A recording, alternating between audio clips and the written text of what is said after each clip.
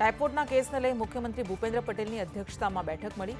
બેઠકમાં આરોગ્ય વિભાગના અધિકારીઓ હાજર રહ્યા। મુખ્યમંત્રીના અગ્ર સચિવ સંજીવ કુમાર પણ હાજર। ગાંધીનગરમાં બાળકીના મોત પર આમ આદમી પાર્ટીએ સવાલ કરતા કહ્યું, રાત્રે 1 વાગે મોત પછી સિવિલમાં શું સારવાર થઈ? બાળકીની તબિયત લથડી ત્યારે કોઈ હાજર નહોતું।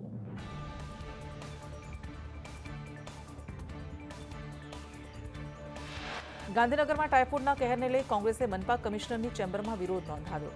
ચેમ્બરમાં માટલા ફોડી કમિશનર જેન વાઘેલાનો ઘેરાવો કર્યો। ટાઇફોઇડથી 2 બાળકોના મોતનો કોંગ્રેસનો દાવો।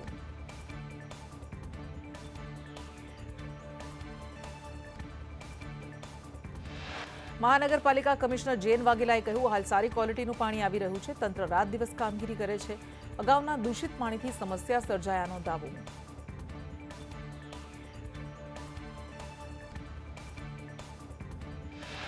મનપા કમિશનરે કહ્યું, તમામ 21 લીકેજ બંધ કરાયા। ટાઇફોઇડના 45 દર્દીઓને હોસ્પિટલમાંથી રજા આપી। 1600 પાણીના સેમ્પલ લેવાયા હતા। તમામ સેમ્પલ સેફ હોવાનો પણ મનપા કમિશનરનો દાવો।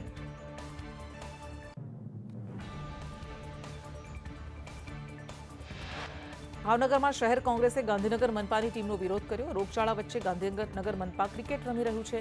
કોંગ્રેસ કાર્યકર્તાઓએ મેચમાં પહોંચીને વિરોધ કર્યો। ગાંધીનગરમાં દૂષિત પાણીથી 1 બાળકના શંકાસ્પદ મોતથી હાહાકાર। ટાઇફોઇડથી કોઈ મોત ન થયાનો આરોગ્ય તંત્રનો દાવો। આદિવાડાની બાળકીનું શંકાસ્પદ મોતથી અનેક સવાલ। સિવિલમાં દાખલ કર્યાના 4 દિવસમાં 7 વર્ષની બાળકીનું મોત। 7 વર્ષની બાળકી કાજલ કનોજિયાનું મોત। પિતાએ કહ્યું, બાળકી 15 દિવસથી બીમાર હતી।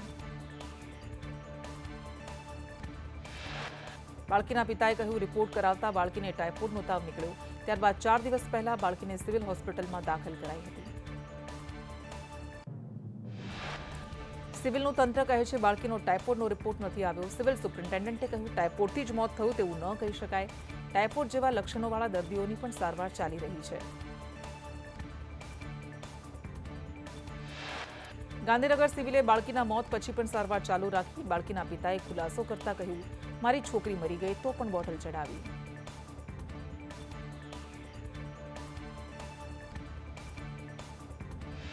બાળકીના મોત મુદ્દે મેયર મીરાબેન પટેલનો ઉડાવ જવાબ। મીરાબેને કહ્યું, બાળકીનું મોત કેવી રીતે થયું તે મારો પ્રશ્ન નથી। બીમારીથી મોત થયું હોય તેનો કોઈ જવાબદાર ન હોય।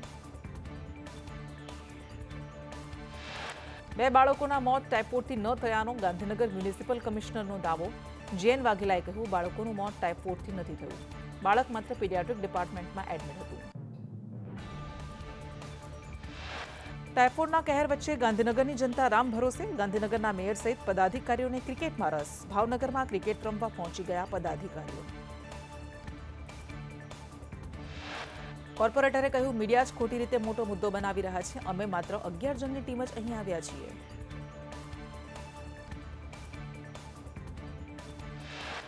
ગાંધીનગરમાં ટાઇફોઇડની દહેશત વચ્ચે ડેપ્યુટી મેયર નટુજી ઠાકોરે કહ્યું, રોગચાળો મહત્વનો પણ ક્રિકેટ રમવાના છીએ। 70 થી 75% રોગચાળો કંટ્રોલ થઈ ગયો। ગાંધીનગરના ડેપ્યુટી મેયરે કહ્યું, રોગચાળો અઠવાડિયા પહેલા વકર્યો હતો। આરોગ્યની ટીમ કામ કરી રહી છે। કોંગ્રેસ નેગેટિવ વિચારધારાવાળી ટીમ।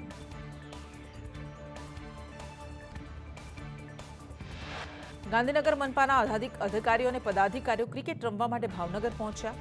મનપા કમિશનર જેન વાઘેલાએ ઉડાવ જવાબ આપતા કહ્યું, 12-13 લોકો ક્રિકેટ રમે તો આખું તંત્ર ઠપ ન થઈ જાય। અમદાવાદ અસારવા સિવિલ હોસ્પિટલમાં ઓપીડીમાં વધારો। 1 વર્ષમાં 11 લાખથી વધુ ઓપીડી નોંધાઈ। ડેન્ગ્યુના 705 દર્દીઓને હોસ્પિટલમાં સારવાર અપાઈ।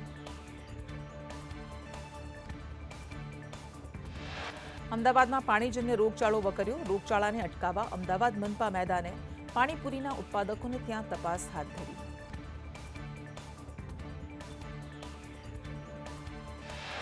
અમદાવાદમાં પાણીજન્ય રોગચાળાને લઈ તંત્ર હરકતમાં આવ્યું। અમદાવાદમાં ડિસેમ્બરમાં ટાઇફોઇડના 180 કેસ નોંધાયા।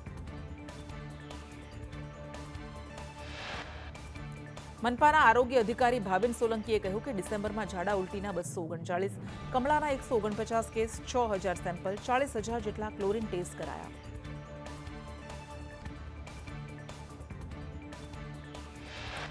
26 વિસ્તારમાં પાણીની લાઇન લીકેજની સમસ્યાઓ। સરસપુર, રખિયાલ, બાપુનગર, દાણી લીમડા, મણિનગર, વટવા, લાંભા, ખાડિયામાં પાણીની સમસ્યા।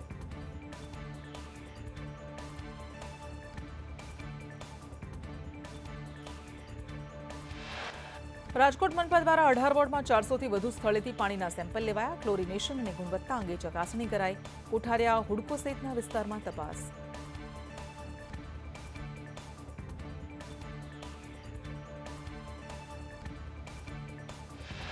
રાજકોટમાં એક વર્ષમાં દૂષિત પાણીની 6000 ફરિયાદ. રાજકોટ મનપા દ્વારા હુડકો કોઠારિયામાં પાણીના નમૂના લેવાની કાર્યવાહી.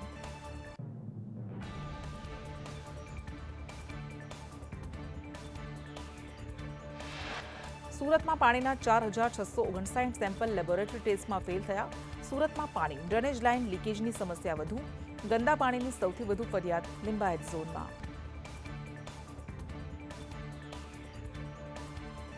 યોજનાને લઈ મુખ્યમંત્રી ભૂપેન્દ્ર પટેલે કહ્યું કે પીએમ મોદીએ સામાન્ય માણસોના વિકાસ માટે કામ કર્યું.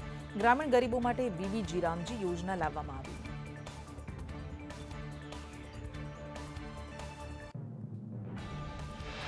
મુખ્યમંત્રીએ કહ્યું 25 કરોડ ગરીબો ગરીબી રેખામાંથી બહાર આવ્યા. પીએમના દરેક નિર્ણયમાં નાનો માણસ કેન્દ્ર સ્થાને. ગ્રામ પંચાયત સુધી આખી ઇકોસિસ્ટમ ડેવલપ થશે.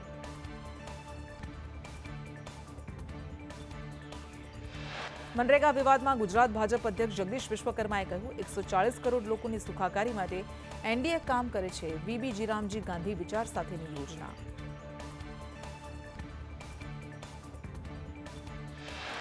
જગદીશ વિશ્વકર્માએ કહ્યું મનરેગામાં 100 દિવસની ગેરંટી હતી. વીબીજી રામજીમાં 125 દિવસની ગેરંટી. નવી યોજનામાં સાપ્તાહિક વેતન મળશે.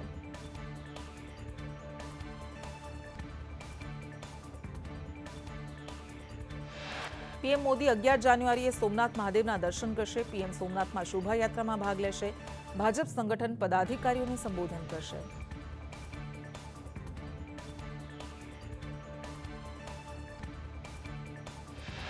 સોમનાથ સ્વાભિમાન પર્વની ભવ્ય ઉજવણી કરાશે. 8 થી 11 જાન્યુઆરી સુધી કાર્યક્રમને લઈને તૈયારીઓ શરૂ. નાયબ મુખ્યમંત્રી હર્ષ સંઘવીએ તૈયારીઓની સમીક્ષા કરી.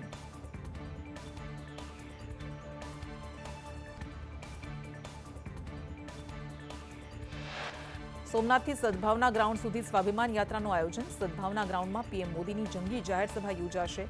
3500 પોલીસ જવાનો સાથે લોખંડી સુરક્ષા બંદોબસ્ત ગોઠવાયો.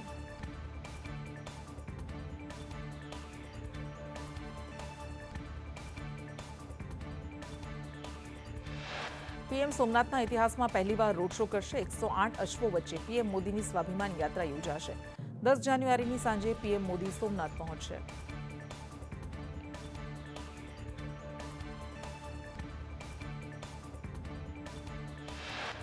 આંતરરાષ્ટ્રીય પતંગ મહોત્સવની તારીખમાં ફેરફાર. અમદાવાદમાં 10ના બદલે 12 તારીખે પતંગોત્સવ. પીએમના હસ્તે આંતરરાષ્ટ્રીય પતંગોત્સવ ખુલ્લો મુકાશે.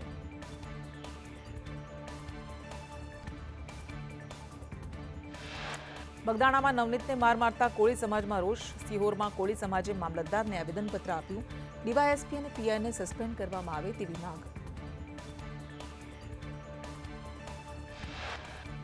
ડેપ્યુટી સીએમ હર્ષ સંઘવીએ આણંદ બસ સ્ટેશનની મુલાકાત લીધી. બસ સ્ટેશનમાં મુસાફરો, વિદ્યાર્થીઓ સાથે વાતચીત કરી. બોરસદના વિદ્યાર્થીઓએ વધુ બસ મૂકવાની માંગ કરી.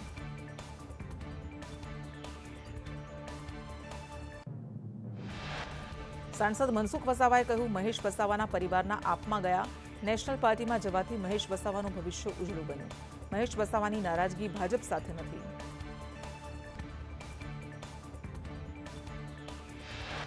ઝઘડિયા જીઆઈડીસીની કંપનીમાં કામદારોના હક માટે ચૈતર વસાવા ધરણા પર ઉતર્યા. કામદારોની પડતર માંગને લઈ કંપની બહાર ધરણા કર્યા. કામદારોની માંગ ન સંતોષાય ત્યાં સુધી અવાજ ઉઠાવશે.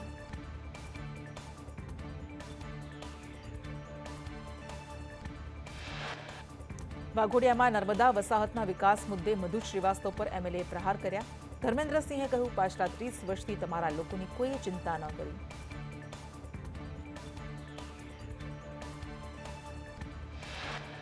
પૂર્વ ધારાસભ્ય મધુ શ્રીવાસ્તવે ધારાસભ્ય પર વળતો પ્રહાર કરતા કહ્યું પાસામાં પકડાયા ત્યારે ધર્મેન્દ્રસિંહને છોડાવ્યા.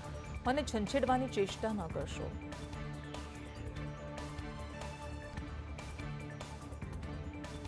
બગસરામાં ખેડૂતોએ મામલતદારને આવેદનપત્ર આપ્યું. કોંગ્રેસના બગસરા એપીએમસીમાં ભ્રષ્ટાચારના આરોપ.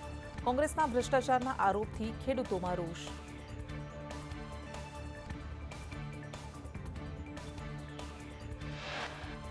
વડોદરાના ડભોઈમાં ગેરકાયદે રેતી ખનન. ઓરસંગ નદીના પટમાં બોટ મૂકી રેતી ખનન કરાયું. લીઝ ધારક નિર્મલસિંહ જાદવે પાણીમાં બોટ મૂકી હતી.